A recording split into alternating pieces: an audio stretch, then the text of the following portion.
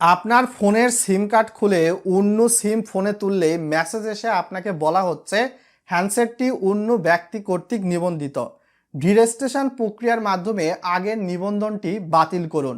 বা অনেকেই মার্কেট থেকে নতুন ফোন কেনার পর তার কাছে থাকা সিম ফোনে তুললে এমন মেসেজের কিন্তু সম্মুখীন হচ্ছেন। আগের মতো ইচ্ছে মতো এক ফোনের সিম অন্য ফোনে তোলার দিন কিন্তু শেষ ব্যবহার করার ক্ষেত্রে। কেননা এনইআইআর চালুর পরবর্তীতে ডিরেজিস্টার প্রক্রিয়া সম্পূর্ণ করার পরবর্তীতে আপনি যেই সিমটা ফোনে তুলতে চাচ্ছেন সেটা তুলতে পারবেন, আদারওয়াইজ নেটওয়ার্কে সংযুক্ত হতে পারবেন না। এনইআইআর চালুর পরবর্তীতে অনেকেই তাদের ফোনের নেটওয়ার্ক হারিয়ে গেছে সিম 1 বা সিম 2-এর, বা অনেকেই তাদের ফোন নেওয়ার পরবর্তীতে যেই সিমটা তুলেছেন ওইটাই ব্যবহার করতেছেন, কিন্তু তাদের কাছে এই একই রকম মেসেজ এসেছে। ভিডিওটা লাইক শেয়ার করে দিবেন যাতে করে আরও মানুষ জানতে পারে এবং ডিরেজিস্টার প্রক্রিয়া সম্পূর্ণ করে আপনাদেরকে দেখাবো। এজন্য প্রথমে আপনাকে চলে যেতে হবে ফোনের ডায়াল বারে যাওয়ার পরবর্তীতে ডায়াল করে দিবেন *16161#। তো এইখানে যদি ডায়াল করে দেন আপনাকে কিন্তু দেখাবে সিম 1 এবং 2। সাধারণত আপনি যে সিমটা ফোনে তুলবেন সেটা আপনার ফোনের সিম কার্ড স্লট 1-এ তুলবেন না 2-এ তুলবেন। যদি 1-এ তোলেন এই কোডটা কিন্তু সিম 1-এ ডায়াল করে দিতে হবে। যদি সিম 2-এ তোলেন তাহলে কোডটা কিন্তু সিম 2-এ ডায়াল করে দিতে হবে। বুঝতে পেরেছেন?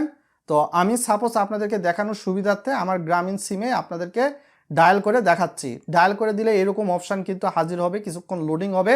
তার পরবর্তীতে আপনারা দেখতে পারবেন এইখানে স্ট্যাটাস এবং ডিরেজিস্টার দুইটা অপশান। তো এখানে ডিরেজিস্টার যেহেতু 2 নাম্বার অপশানে রয়েছে তাই এখানে আমরা 2 দিব, 2 দিয়ে সেন্ড অপশানে ক্লিক করে দিব। তারপর আবারও কিন্তু লোডিং হবে। তারপরে এখানে বলা হচ্ছে আপনার ফোনে যেই সিমটা রয়েছে, যেই সিমটা আপনি খুলতে চাচ্ছেন ওই সিমটা কোন এনআইডি দিয়ে রেজিস্ট্রেশন করা রয়েছে, সেই এনআইডি কার্ডের লাস্টের 4টা সংখ্যা এখানে এখন দিতে হবে। বুঝতে পেরেছেন? তো লাস্টের 4টা সংখ্যা দেওয়ার পরবর্তীতে সেন্ড অপশানে আপনাকে ক্লিক করে দিতে হবে। ক্লিক করে দিলে কিছুটা লোডিং হবে। তারপর আপনি যে নতুন সিমটা ফোনে তুলবেন ওই সিমটার নাম্বার এখানে দিতে হবে ফাঁকা ঘরে। তো আমি ফাঁকা ঘরে সরাসরি আমার এই সিমের নাম্বারটা দিচ্ছি, দিয়ে দেখাচ্ছি। তারপর আমি সেন্ড যে আইকনটা রয়েছে এখানে ক্লিক করে দিব। ক্লিক করে দেওয়ার পরবর্তীতে এখানে কিছুটা লোডিং হবে এবং দেখতেই পাচ্ছেন আমাদের সামনে এরকম একটা মেসেজ শো করা হচ্ছে যেখানে বলা হচ্ছে thank you Grameenphone, you will an SMS soon. তো এই প্রক্রিয়া সম্পন্ন হলে আপনার ফোনের মেসেজে যাবেন, মেসেজে গেলে কিন্তু একটা মেসেজ আসবে এবং এখানে বলা হবে আপনার জাতীয় পরিচয়পত্র থেকে আপনার ফোনের যে IMEI নাম্বারটা রয়েছে সেটা সিম স্লট 1 বা সিম স্লট 2 যেটাতে ডায়াল করেছেন তার উপর ভিত্তি করে নিবন্ধন বাতিল করা হয়েছে, ডিরেজিস্ট্রেশন করা হয়েছে। তো ডিরেজিস্ট্রেশন করার পরবর্তীতে যেই সিমটা আপনি ফোনে তুলতে চাচ্ছেন ওই সিমটা আপনার ফোনের 1 নাম্বার স্লটে তুলবেন, তুললে নেটওয়ার্ক পাবে, নো টেনশন। আর যাদের হয়তোবা নেটওয়ার্ক চলে গিয়েছে এনইআইআর চালুর পরবর্তীতে জাস্ট আপনি ফোন বন্ধ করে চালু করবেন, চালু করে 5 মিনিট ওয়েট করবেন, আশা করি আপনার নেটওয়ার্ক চলে আসবে। তারপরে যদি নেটওয়ার্ক না আসে তাহলে অবশ্যই আপনি রিস্টার্ট করবেন ফোনটা। ফ্যাক্টরি রিসেট দিতে বলি নাই, রিস্টার্ট করবেন। পাওয়ার বাটনে ধরে থাকলে রিস্টার্ট নামে একটা অপশান আছে, রিস্টার্ট অপশানে ক্লিক করবেন। রিস্টার্ট করলে আশা করি নেটওয়ার্ক চলে আসবে। তাও যদি নেটওয়ার্ক চলে না আসে তাহলে NEIR-BTRC.gov.bd এই পোর্টালে আপনাকে রেজিস্ট্রেশন করে লগ ইন করতে হবে। কিভাবে রেজিস্ট্রেশন করবেন এই ভিডিওর আই বাটনে বা ভিডিওর লাস্টে একটা ভিডিও দিব, সেটা দেখে রেজিস্ট্রেশন করতে পারেন। রেজিস্ট্রেশন করার পরবর্তীতে এরকম আপনার সামনে সিটিজেন পোর্টাল আসবে লগ ইন করলে। তো এখানে বাম পাশে কিন্তু আপনি বা ডান পাশে দেখতে পাচ্ছেন কোনো সমস্যার সম্মুখীন হচ্ছেন বা এরকম একটা অপশান রয়েছে। এই অপশানটাতে আপনি ক্লিক করে দিবেন। ক্লিক করে দিলে BTRCর একটা পোর্টাল এসে কিন্তু হাজির হবে।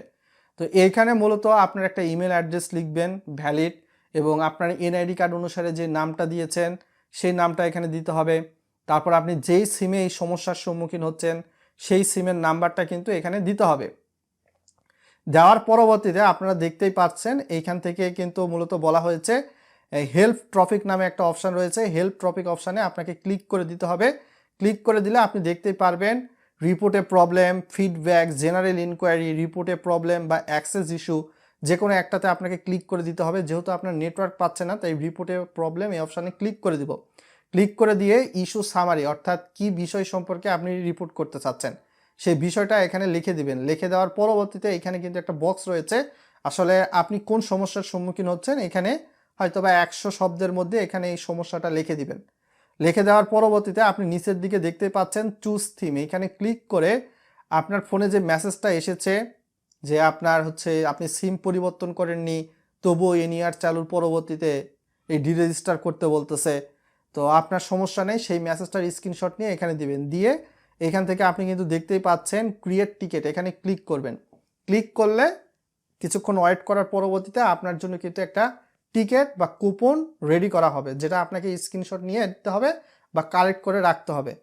তো এই প্রক্রিয়ার মাধ্যমে আপনি বিটিআরসির কাছে রিপোর্ট করলে তারা হয়তো বা একটা সলিউশন আপনার জন্য দিবে, আপনাকে মেল করতে পারে বা আপনি যে ফোন নাম্বারটা দিয়েছেন সেখানে ফোন করতে পারে। যদি আপনাকে ফোনে পাওয়া না সম্ভব হয় তাহলে মেল করে আপনার সঙ্গে যোগাযোগ করবে এবং সমস্যাটার সমাধান করবে। তাও যদি আপনার সমস্যার সমাধান না হয় তাহলে অবশ্যই আপনি যেই সিম ব্যবহার করতেছেন সেই সিমের অপারেটরদের কাছে যাবেন। গ্রামীণ হলে গ্রামীণ, রবি হলে রবি, এয়ারটেল হলে এয়ারটেল, বাংলালিংক হলে বাংলালিংক, তাদের কাছে গিয়ে সমস্যার কথা বলবেন। আশা করি সমস্যাটা সমাধান করে দিবে।